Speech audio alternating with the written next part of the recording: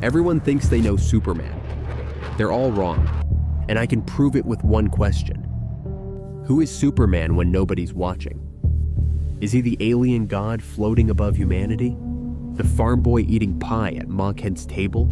Or something else entirely? But here's what nobody realizes. He's actually 3 different people. And once you see all 3 faces, you'll realize they're living in your body too.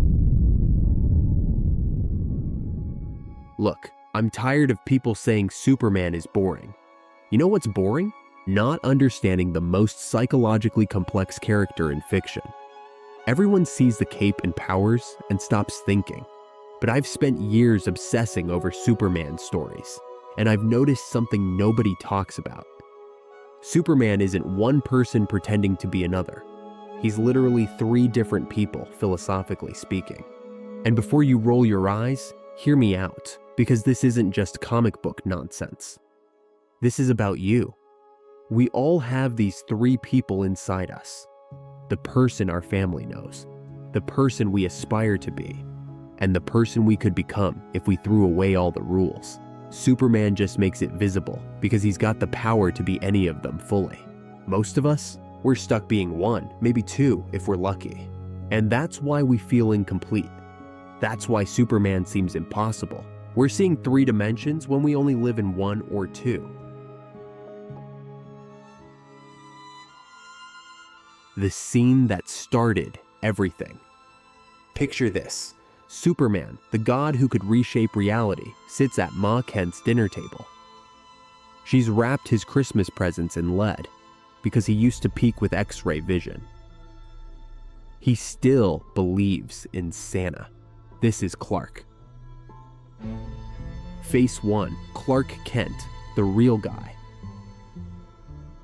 Everyone gets this wrong. They think Clark is the disguise. Wrong. Dead wrong. Clark is the foundation, the bedrock, the real person. Let me give you examples that prove it. In Comfort and Joy, one of the best Justice League episodes ever, Superman saves the world from planetary collision. Standard Tuesday for him, right? But then, and this is where it gets good, he refuses to leave Martian Manhunter alone on Christmas. He takes him home to the Kent farm. John says, "I've never seen this side of you." And Clark responds with the most important line in Superman history. "I can just relax and be myself. That's my job." That's his job, being himself, not being Superman and being Clark. Look at what happens when Batman dies. Superman doesn't go punch mountains or heat vision the sky. He loses his mind when he sees Dick Grayson wearing the cowl. He calls it disgusting and says Dick is wearing Bruce's skin. That's not a god's reaction. That's a best friend grieving. His mom wraps presents in lead. He gets nervous around Lois. He believes in Santa Claus despite having X-ray vision and super hearing. This isn't naivety, it's choice. It's choosing wonder over cynicism, connection over isolation. Without Clark, Superman becomes Homelander, powerful but empty, demanding worship instead of offering service. Clark is what keeps him human. And real talk, when did you last let people see your Clark? That person who exists when nobody needs saving, when you're not trying to impress anyone. Face 2. Superman, the aspiration. Okay, so if Clark is the real guy, what's Superman? Superman is the aspiration, the ideal, the version of Clark that says, I have these gifts, so I must help. This is the walking embodiment of doing the right thing, and I mean that literally. Philosophy professors call it the categorical imperative. Act only in ways you'd want everyone to act. Superman lives this. Examples? Where do I start? He could kill every villain in seconds. He doesn't.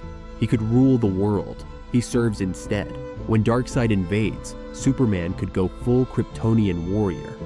Instead, he tries talking first, always. Remember Man of Steel? When he snaps Zod's neck?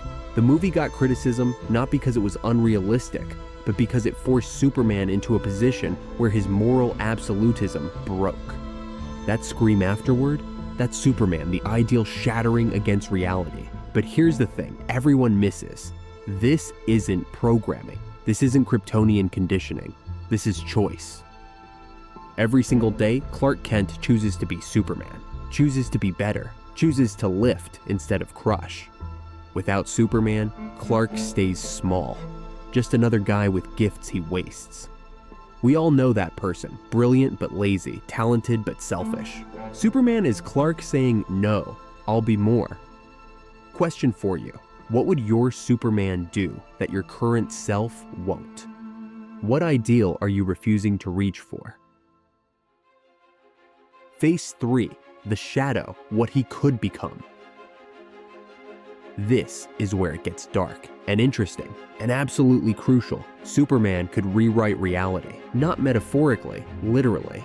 He could reshape the world's governments in an afternoon, create his own moral system, become what Nietzsche called the Übermensch, beyond good and evil. Every evil Superman story is about this shadow. Injustice? That's when grief breaks the integration. Homelander and Omni-Man? They're not really Superman analogs. They're what happens when you have the shadow without Clark or Superman to balance it. The shadow is pure potential for self-determination. It's the part that says, why follow their rules when I could make better ones? And here's the kicker. He's right. Superman probably could make better rules. He probably could run the world more efficiently, but he doesn't. And that choice, the daily, hourly, constant choice not to become the Übermensch, that's what makes him truly super, not the powers, the restraint. Without acknowledging this shadow, Superman's goodness becomes programming instead of choice. It's the difference between a robot following code and a person choosing virtue despite having every option available. Hard truth time. What rules would you break if you had his power? What would you reshape? And why don't you reshape what you actually can change? Plot twist. You're already living this. Here's what hit me like a freight train. We're all Clark Kent pretending we don't have the other faces. Think about it. You're Clark. Who you are at family dinner with your oldest friends when nobody's trying to impress anybody. That person who has inside jokes from high school, who your mom still calls by your childhood nickname. That's real. That's foundation. That's your lead-wrapped Christmas presents. You're Superman, that voice in your head during every moral choice, the one pushing you to be better, to help more, to stand for something. You hear it when you see someone struggling. You hear it when you could take the easy wrong over the hard right.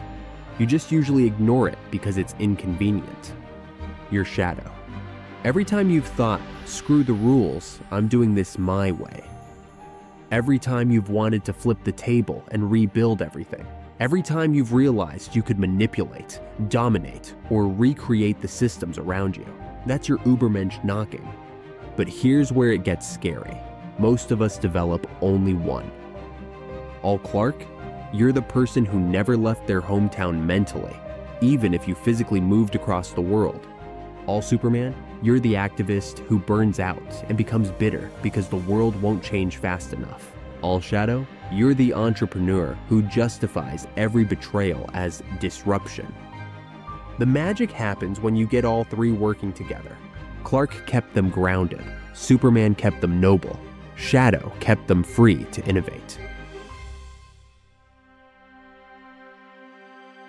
So yeah, Superman is misunderstood, but not because people miss his humanity, or his divinity, or his potential. It's because they don't realize he's showing us how to be complete.